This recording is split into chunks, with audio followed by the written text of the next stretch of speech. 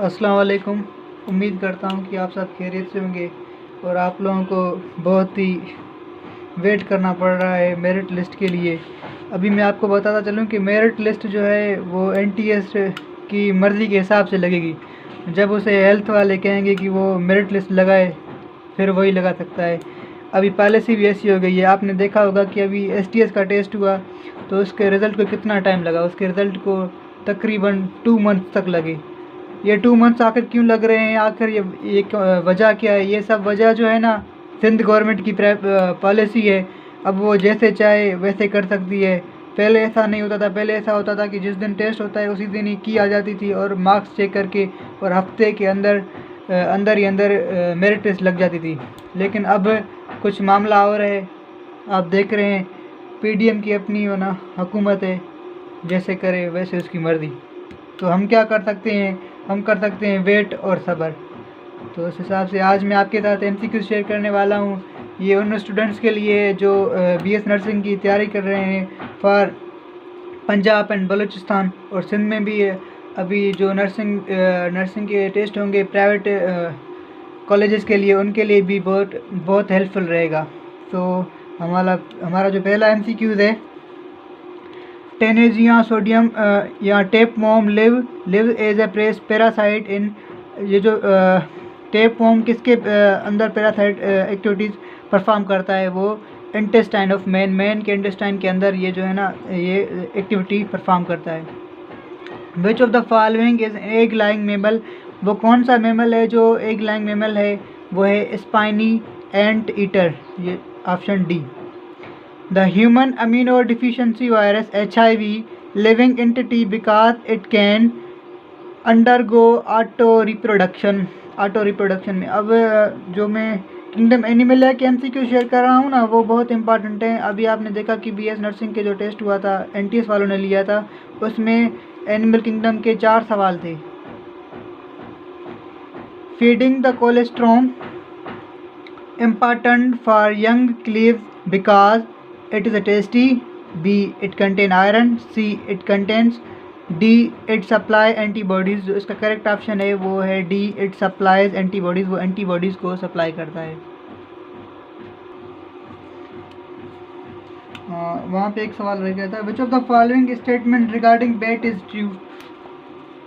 Bat are mammal, बिल्कुल सही बात है। दे आर नेक्टोरल हैबिटेट, बिल्कुल सही बात है। They have wings which are actually modified for 4 limb, बिल्कुल सही बात है। तो इसका करेक्ट ऑप्शन क्या है? 1 and 3, 1, 2 and 3। Which of the following animal is called living fossils? वो कौन सा एनिमल है जिसे हम लिविंग फॉसल्स कहते हैं? तो इसका पेरीपस जो है ये एक लिविंग फॉसल है।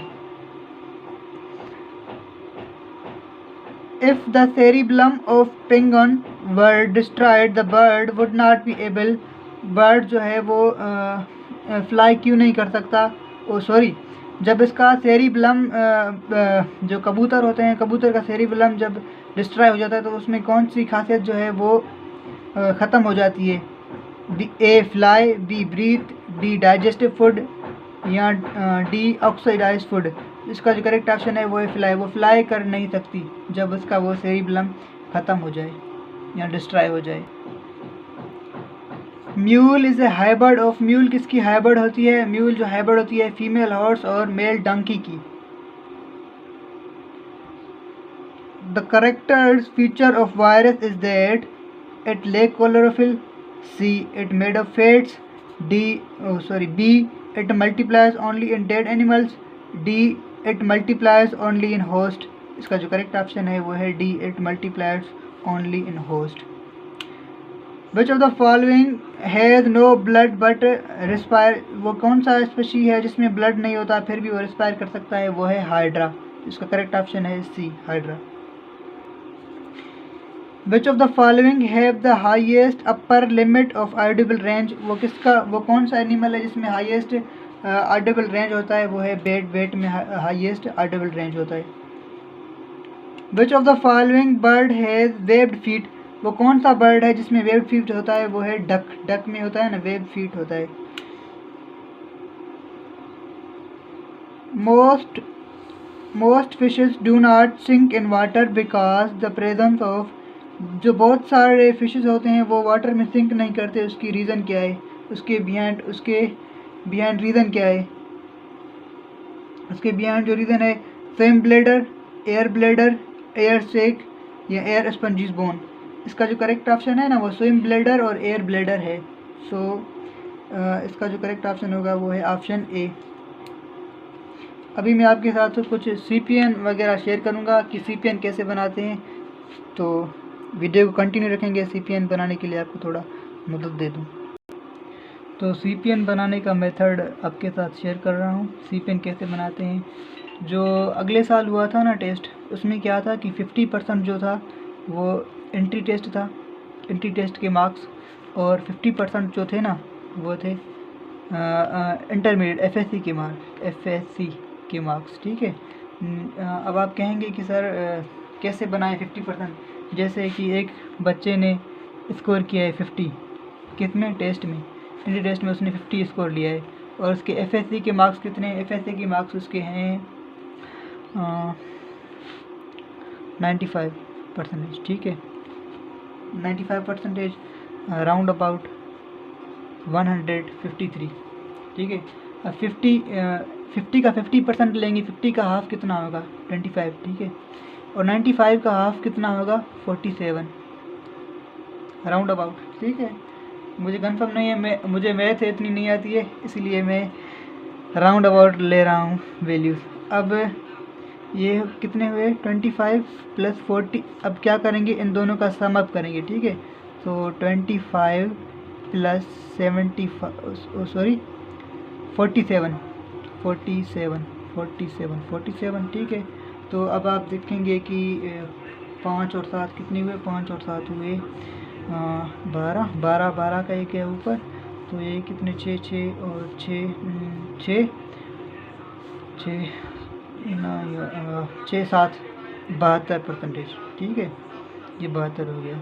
देख लेंगे, थोड़ा देख लेना, कैलकुलेशन में थोड़ा मैं वीक हूँ। ठीक है, अभी किसी के स्कोर है 31। ठीक है, एंट्री टेस्ट स्कोर 31 है। ठीक है, उसके इंटर में मार्क्स कितने 143 मार्क्स हैं, उनके 143 मार्क्स हैं। अभी हम क्या करेंगे, 30 का 100 से हम परसेंटेज लेंगे तो कितना, 31% है, 31 का हाफ कितना होगा, 31 का हम क्या लेंगे 50% लेंगे। 31 का 50% लेंगे तो कितना होगा इसका, 31 का 50%, इसका 50% होगा 15.5, और 143 का कितना होगा, ये कितना परसेंटेज है, ये है 94%। ठीक है, अब 94 का आप हाफ लेंगे, 94 का हाफ कितना होगा, 94 का हाफ होगा